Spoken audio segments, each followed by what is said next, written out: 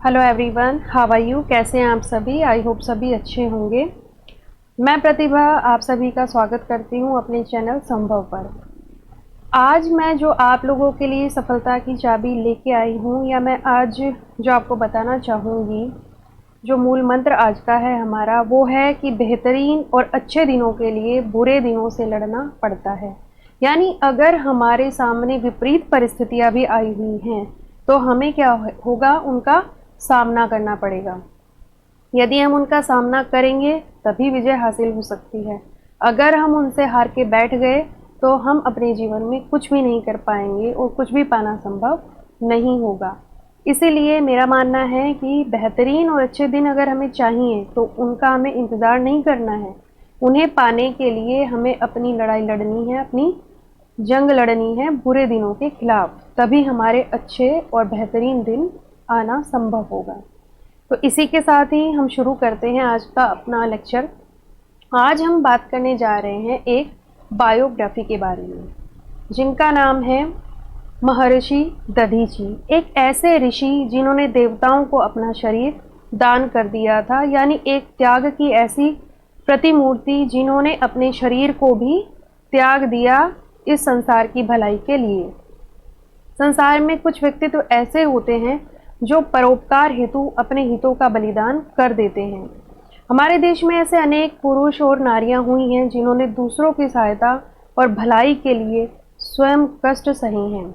उन्हीं में से एक ऐसा ही महान परोपकारी पुरुष महर्षि दधीची हैं, जिनका नाम आदर के साथ लिया जाता है। महर्षि दधीची के बारे में अगर हम बात करें तो इनका जन्म यूपी में हुआ था, सीतापुर जिले में नैमिषारण्य के घने जंगलों के मध्य। कुछ समय बाद क्या होता है कि देवताओं और असुरों में लड़ाई छिड़ जाती है। देवताओं के हार जाने का अर्थ था सीधे सीधे कि असुरों का राज्य स्थापित हो जाएगा। इसीलिए देवता पूरी शक्ति से लड़ रहे थे, उधर असुर भी पूरी शक्ति के साथ लड़ रहे थे, क्योंकि दोनों को ही सफलता चाहिए थी। दोनों ही अपनी अपनी सफलता के लिए निरंतर प्रयासरत थे।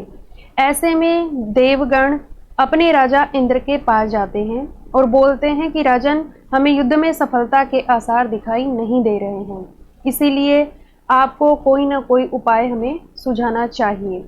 तो इस बात में इंद्र भी उलझन में आ जाते हैं। तो इंद्र देवताओं की सलाह मानकर ब्रह्मा जी के पास जाते हैं और ब्रह्मा जी को इंद्र अपनी चिंता से अवगत कराते हैं कि इस प्रकार से देवताओं और असुरों के मध्य जो युद्ध छिड़ रहा है, उसमें हमें कोई भी आसार ऐसा नज़र नहीं आ रहा है कि देवता जीत जाएंगे या देवताओं की विजय हासिल हो सकती है। इस विषय में ब्रह्मा जी बोलते हैं कि हे देवराज, त्याग में इतनी शक्ति होती है कि उसके बल पर किसी भी असंभव कार्य को संभव बनाया जा सकता है। लेकिन दुख है कि इस समय आप में से कोई भी इस मार्ग पर नहीं चल रहा है, ना ही असुर ना ही देवता।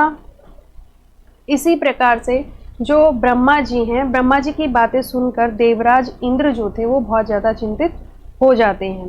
वे बोलते हैं कि फिर हमें क्या करना चाहिए। ब्रह्मा जी ने बताया कि नैमिषारण्य जो वन है उसमें एक तपस्वी तप कर रहे हैं। उन तपस्वी का नाम है दधीची, और उन्होंने अपने तप और साधना के बल पर अपने अंदर अपार शक्ति जुटा ली है। यदि आप उनकी अस्थियों से अपने अस्त्रों का प्रयोग करें तो असुर निश्चित ही परास्त हो जाएंगे। इंद्रराज ये बात सुनते हैं, लेकिन इंद्रराज कहते हैं कि ब्रह्मा जी, वो तो अभी जीवित हैं, उन महर्षि की अस्थियां भला हमें कैसे मिल सकती हैं। ब्रह्मा जी ने कहा कि मेरे पास जो उपाय था मैंने आपको बता दिया है। अब बाकी की जो समस्याएं हैं उन समस्याओं का समाधान स्वयं दधीची ही कर सकते हैं, आपको उनके पास जाना चाहिए। देवराज इंद्र झिझकते हुए महर्षि के आश्रम पहुंचे। महर्षि उस समय भी ध्यानावस्था में बैठे हुए थे। इंद्र उनके सामने हाथ जोड़कर याचक की मुद्रा में खड़े हो जाते हैं। ध्यान भंग होने पर उन्होंने इंद्र को बैठने के लिए कहा। फिर उनसे पूछा, कहिए देवराज, कैसे आना हुआ। इंद्र बोलते हैं, महर्षि मुझे क्षमा करें, मैंने आपके ध्यान में बाधा पहुंचाई है। महर्षि, आपको ज्ञात होगा इस समय देवताओं और असुरों में लड़ाई छिड़ी हुई है। इंद्र बोले, महर्षि मुझे क्षमा करें, मैंने आपके ध्यान में बाधा पहुंचाई है। लेकिन महर्षि आपको ज्ञात होगा कि इस समय देवताओं और असुरों में लड़ाई छिड़ी हुई है और जो असुर हैं वो देवताओं के ऊपर तरह तरह के अत्याचार कर रहे हैं।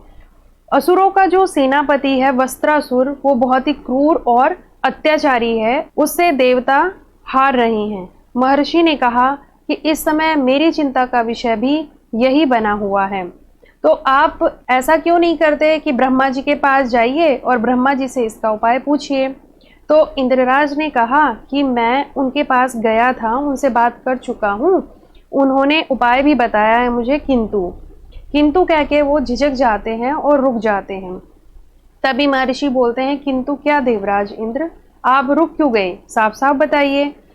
इस कार्य के लिए यदि मेरे प्राणों की भी जरूरत होगी तो मैं सहर्ष तैयार हूँ।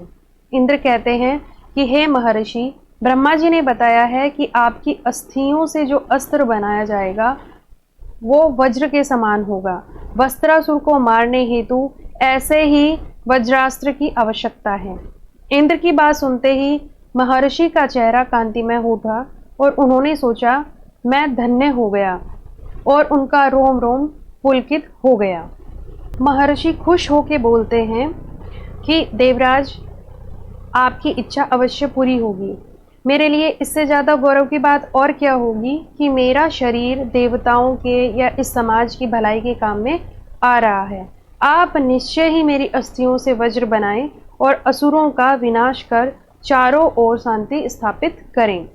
दधीची ने उसी समय क्या किया, वो ध्यानावस्था में चले जाते हैं और अपने नेत्र बंद कर लेते हैं। ध्यान और योग के बल से तुरंत ही वह अपने प्राणों को शरीर से अलग कर लेते हैं और उनका जो शरीर है वो निर्जीव हो जाता है।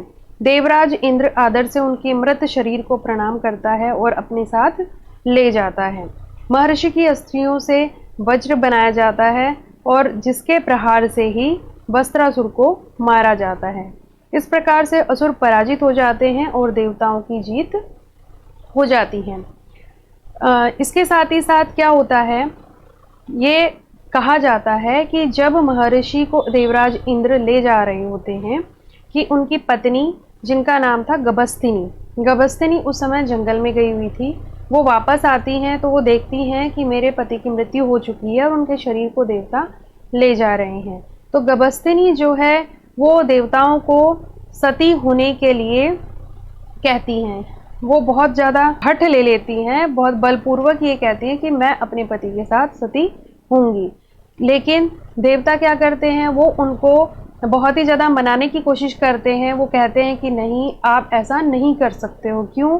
क्योंकि गभस्तिनी उस समय गर्भावस्था में थी और वो नहीं चाहते थे कि उनके सती होने से उनके शिशु की भी मृत्यु हो जाए। किंतु गभस्तिनी जो थी वो हट लेके बैठी हुई थी कि मैं अपने पति के साथ सती अवश्य ही होंगी। तो देवता इस समस्या से निपटने के लिए क्या करते हैं कि वो उनके गर्भ को निकालकर वहीं एक पीपल के वृक्ष में लालन पालन के लिए रख देते हैं। जब वह गर्भ बड़ा हो जाता है और एक शिशु का रूप ले लेता है और फलता फूलता है, तो पीपल के लालन पालन करने की वजह से ही उस शिशु का नाम फिर पिप्पलाद रखा जाता है। और इस तरीके से जो महर्षि दधीची हैं उनके वंश की वृद्धि होती है। आज भी जो है महर्षि दधीची के त्याग के लिए लोग उन्हें श्रद्धा के साथ याद करते हैं और नैमिषारण्य में प्रतिवर्ष फागुन माह में उनकी स्मृति में एक मेले का आयोजन भी किया जाता है। यह मेला जो है ये महर्षि के त्याग और मानव सेवा के भावों को याद दिलाता है। इसके साथ ही साथ अब हमें आज्ञा दीजिए। आज हमने बात की त्याग की प्रतिमूर्ति महर्षि दधीची के बारे में। इसी प्रकार से भारत के अनेक महापुरुषों और महर्षियों की जीवनियाँ लेके हम आपके सामने आते रहेंगे। हमारे चैनल को आप सब्सक्राइब कर लीजिए। Thank you for watching.